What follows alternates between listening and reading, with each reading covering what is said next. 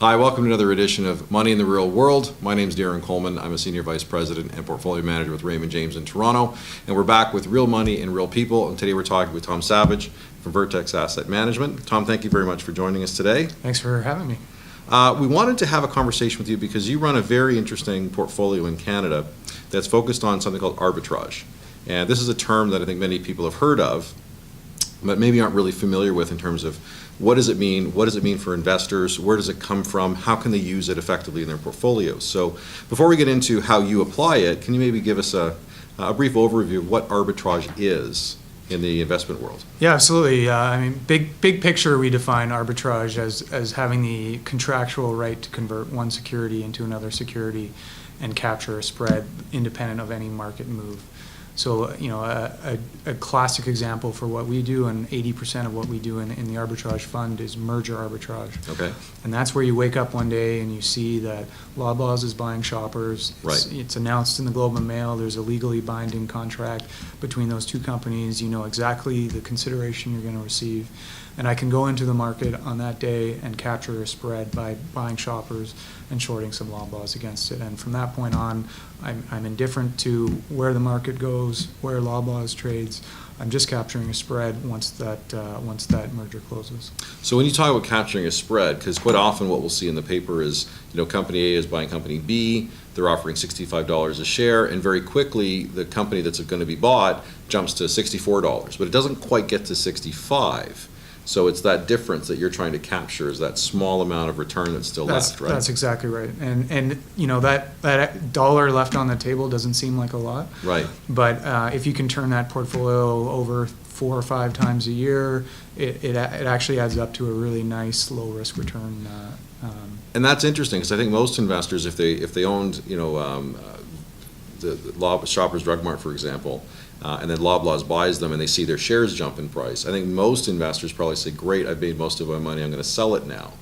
And so if most of that return has been taken up by the transaction, if there's still a dollar or something left, it's guys like you that will step in and buy from them because you want to get that extra little bit of return. Absolutely, and so we earn a spread for 2 reasons. We're providing that liquidity to all these people that wake up one day and all want to sell because the stock's way up, and 2, we're taking on the risk that in the unlikely event that for whatever reason that merger doesn't come to fruition, there's a very small but non-zero risk that could happen. So in a transaction like that, you mentioned that you short the other company. So I can understand buying the Shoppers Drug Mart shares because you're trying to capture that extra 50 cents to $1 that's left until the transaction's finished. But why do you short the other company? What's the point of that? Well, it's all dependent on what the consideration is. So Okay. in your theoretical example of a $65 cash bid, there would be no short on the other side of that. We would just be buying Shoppers if that was the example. Right. It's in the instance where we're receiving shares, so instead of a $65 bid, it's 0.7 shares of Loblaws. I see. Those aren't the real terms, but so they're getting paid cash plus shares of the new company, right? Exactly. And so we're locking in the price today by shorting those shares. We're locking in the price today for the shares that we're going to receive 6 months from now when that transaction closes. Okay. And is that done to manage risk a little bit, or does that add more return possibly to the manage portfolio? risk. Right. Yeah, because one of the things in the kind of textbook definition of arbitrage is that it's supposed to be a very low risk, if not riskless, opportunity. And is that indeed what you find when you implement it, that there's a high degree of risk or a low degree of risk? When we look at the data, and we have data going back 20 years on merger arbitrage returns, the risk is very similar to a bond portfolio. The standard deviations are actually almost exactly the same, and the drawdowns, which is the biggest loss from sort of peak to bottom, are much similar to a bond portfolio than an equity portfolio. Now that's very interesting because a lot of investors today are finding bond portfolios very challenging to use, because if we're in an environment where interest rates are about as low as they can probably go, although the Bank of Canada surprised everybody last week by finding a way to take them even lower, but assuming we're near the bottom of that, if interest rates start to rise, most bond portfolios are going to be in having a difficult time because rising interest rates are bad for bonds mathematically.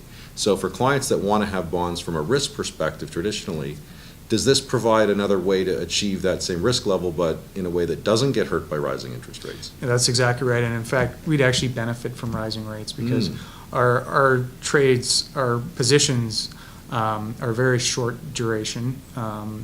Deals typically close in 3 to 6 months. And so if interest rates were to increase, spreads that historically we were trading at 4 to 6%, they've historically been 4 to 6% over short-term rates, which are currently 0. Right. But if short-term rates were to increase to, say, 2%, very rapidly the new spreads would price in something like 6 to 8%. Oh, really? Okay. And then the other another nice feature relative to the bond portfolio is the gains in our strategy are taxed as capital gains. So on a after-tax basis, it's much more efficient. So for many investors, if they hold this strategy outside of an RSP or a RIF or a TFSA, not only you're going to get a return that is going to go up as rates go up, but you're going to pay about half the rate of tax on it. Correct. So that's very, very attractive. Are you finding that most people are building this into portfolios or ought to build these into portfolios as part of their equity weighting, or is it really designed to fill in that fixed income bond allocation? It's really both. It's fixed income allocations that are worried about rates rising, and it's also coming from equity allocations where the markets have had a good run, have done well, and people want to take some money off the table. We definitely see amongst some of our older investors who've been with the firm for a long time, they're really happy to make the switch into the arbitrage fund. Now, I want to talk about the arbitrage fund specifically for a moment. We've been very long-term investors in the Vertex fund, and the arbitrage fund is interesting that it was created rather recently, about a year and a half ago. But Vertex has always had a very good exposure to this strategy. So can you maybe talk a bit about the desire to bring a product out, a specific fund focused on arbitrage? Yeah, I mean, it really speaks to what I just spoke about, was that we have a lot of investors that understand what we've been doing in arbitrage in the long run, really since the firm inception 17 years ago, and they like that, they understand it, but they want a pure allocation to that strategy because of its low risk nature and still near equity like return potential.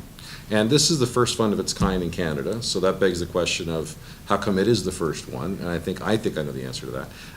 But tell us a little bit about where you kind of learned how to do this. I think that's very important. Yeah, absolutely. So this was, I came from a proprietary trading desk at CIBC, and this was a classic strategy for proprietary trading desks in U.S. and Canada. So by the way, when we talk about proprietary trading, this isn't trading the bank's own money, exactly, right? Exactly. So this is CIBC's own capital. Exactly. So there's sort of two reasons why the strategy emerged from that.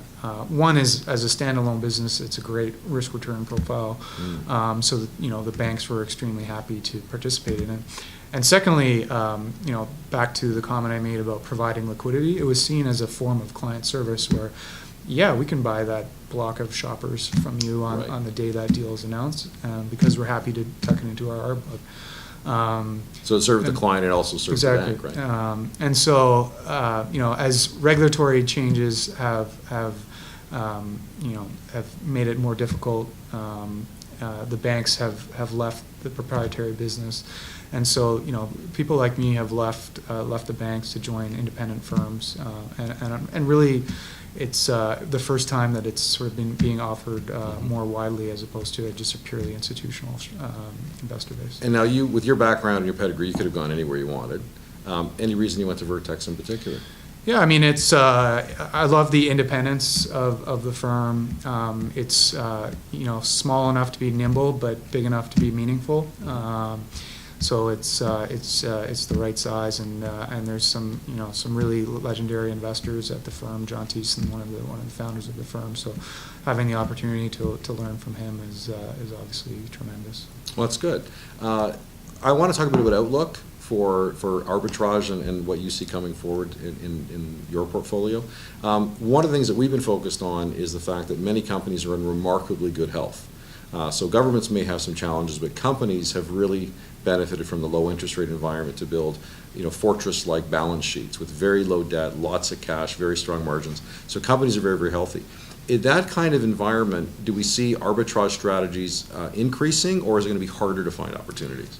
Definitely increasing. We're seeing M&A activity, particularly in the U.S., reaching record highs or near record highs, taking out the previous highs in 2007. You touched on the strong corporate balance sheets. We also continue to have really strong financing markets. CEO confidence is a big factor in the willingness to pull the trigger on a big transformative acquisition. Right. I think post 2008 that wasn't there, but as we're emerging from that period of time, that's coming back. And even more recently than that, there's been an element where the market is rewarding M&A driven growth, and so acquirers are actually seeing their stock prices increase as they announce more M&A transactions. So that's all feeding into really robust M&A volumes in the U.S. Canada, less so. The last 6 months have been quiet. I think the volatility in the resource space has clearly impacted people's willingness to make long-term strategic decisions. But as we sort of find new levels and new equilibrium in those sectors, I'm sure we'll see the activity come back. And you're able to hunt or shop for opportunities in Canada or U.S. You're Correct. kind of agnostic on We're that? relatively agnostic. Okay. We currency hedge everything back to Canadian dollars. So. Right, because the Canadian investors are all Canadian. Yeah. Okay. With respect to the kind of clients that can buy into this kind of portfolio, one thing that's unique in Ontario is that you have to be an accredited investor to be able to purchase in. Is that right? That's correct. Yeah. Okay, so there's only a segment of our clients that can actually buy it today, but we're working on fixing that. Given that this strategy kind of came from the banks, you were trained by the banks to do it. This does seem to be a strategy for like the rich to get richer, unfortunately, right? Is that? Well, we characterize it more, the rich to stay rich, right? This is not a get rich strategy. This is a stay rich strategy. Fair enough. And so just to sum up, so we have a strategy that might be a little complicated to play the home game, so we have to have professionals do it for us. You have very good pedigree, very good training on how to do it. I like the fact that it allows us to fix a problem that we see in our bond allocations, particularly, where if interest rates go up, our traditional approach to investing in bonds is going to be very challenged. So we've had to look for some more innovative ways to deal with that, and this seems to provide that solution. And if interest rates go up, we make even more money. Absolutely. And the opportunity set's getting better, not worse for this. Yeah. So it looks like this is a pretty well-timed product for us, I think. Yeah. Good. So Tom, I'm going to leave it there. Thank you very much. I know you're a busy guy. You have other meetings to see while you're on your tour through Toronto. Thank you very much for watching. And if you have any questions, please give us a call or look us up on our website. We'd be happy to chat with you. So with that, Tom, thank you very much. I'm Darren Coleman. Thank you for watching.